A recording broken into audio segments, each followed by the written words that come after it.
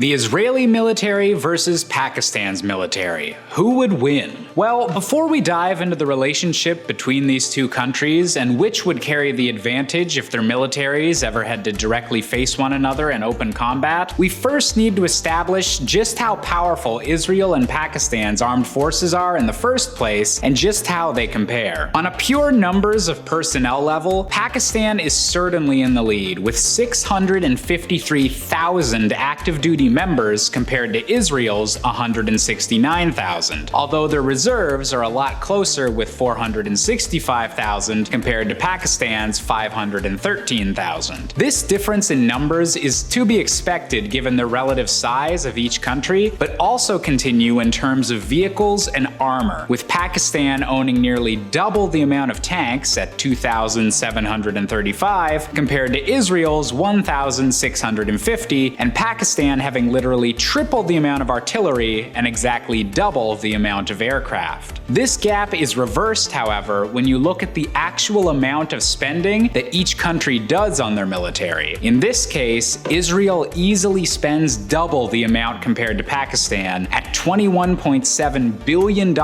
US compared to Pakistan's $10.3 billion US. A decent amount of this extra money on the Israeli side is invested directly into defense measures such as the Iron Dome, severely limiting the effectiveness and efficiency of any attempts at artillery or rocket attacks from outside sources. This leaves us with Pakistan having a distinct numbers advantage, but Israel pulling ahead on the technology front. This would appear to leave both countries pretty evenly matched despite the differences, especially given their placement on a recent list of most effective militaries, putting Pakistan being ranked at number 15, while Israel only trails 2 points behind at number 17. However, to truly understand a comparison between these two armed forces, we'll also need to take a look at their relationship and just where they're situated on the world map. Like many nations in the Middle East, the relationship between Israel and Pakistan is incredibly complicated and difficult to summarize as a singular point in a video. With both countries having credible rumors of maintaining nuclear capabilities over the last few decades, Pakistan and Israel have both attempted to halt or divert the other's progress in completing nuclear weaponry. Officially, the two countries have no diplomatic ties, with many religion-focused political parties in Pakistan outright advocating for the complete destruction of Israel, and even in the modern day, refusing to recognize Israel as a valid nation until a viable solution is reached with the state of Palestine. In fact, Pakistani passports literally read on the bottom, "This passport is valid for all countries of the world except Israel." Needless to say, these two countries have been keeping an eye on one another for decades. So what if the worst were to happen, with Israel and Pakistan declaring open war on one another and throwing the Middle East into chaos? Well, in all honesty, both countries would be in a pretty rough position. You see, Israel and Pakistan are not that close together geographically, despite existing in the same overall region. With over 3,000 kilometers and several large countries such as Iran, Iraq, and Jordan between them, the idea of being able to actually utilize all of the infantry and tanks we mentioned earlier becomes much more difficult. The only real way for Pakistan to access Israel with its troops would be either to set up lengthy supply lines across allied countries, an already difficult proposition that would put these countries at risk of retaliation from Israel and its allies, or by attempting to drop paratroopers in. And while Pakistan does have a decent supply of paratroopers, attempting to secure a foothold and base of operations in a country 3,000 kilometers away using only this method would be essentially impossible. Israel's aerial defenses would be a major deterrent against any aircraft being able to get close, and any paratroopers that did make it out would likely find Israeli military waiting for them when they landed. However, the same issue of extreme distance and the inability to gain a foothold would also be an issue for the Israeli side of the conflict as well. In fact, it's actually been a major problem for Israel in the past, with an attempt in the 80s to sabotage Pakistan's nuclear plants being prevented because India, Pakistan's neighbor, wouldn't allow Israel to launch its planes from their soil and plan an attack from Indian territory. While Pakistan and India have a strained relationship at the best of times, India wasn't willing to be a co-conspirator in this Israeli plan during the 80s, and likely would similarly refuse to play such a large role in attacking Pakistan today unless there was some sort of massive coalition that could divert some of the blame. However, that's the sort of situation that would already be bordering on a third world war and likely wouldn't end well for any country in the Middle East if the nukes started flying. Speaking of nuclear weapons, these are also an option that's not quite as viable as either Israel or Pakistan might hope. It's true that Pakistan is assumed of having nuclear potential, but their main incentive for developing these weapons has been their rivalry with their neighbor India. This means that all of Pakistan's research and advancements in both the actual nukes and their delivery method have been focused on attacking a massive nearby target. If a situation ever arose where Pakistan was forced to launch a nuclear weapon against India, 100% accuracy likely wouldn't be the goal given how large of a country India is and the extremely short distance between India and Pakistan. The emphasis of the weapon's design would be on the biggest payload possible and delivering that payload as quickly as possible to avoid any of India's anti-missile defenses. The problem with using a nuclear weapon against Israel, though, is twofold. Firstly, Israel's Iron Dome defense system is far more technologically advanced than any nuclear weaponry or missile delivery that Pakistan is currently capable of using. And secondly, Israel is a much harder target to hit than India would be. At 3,000 kilometers away, on the very edge of how far a Pakistani missile would be capable of flying, and being much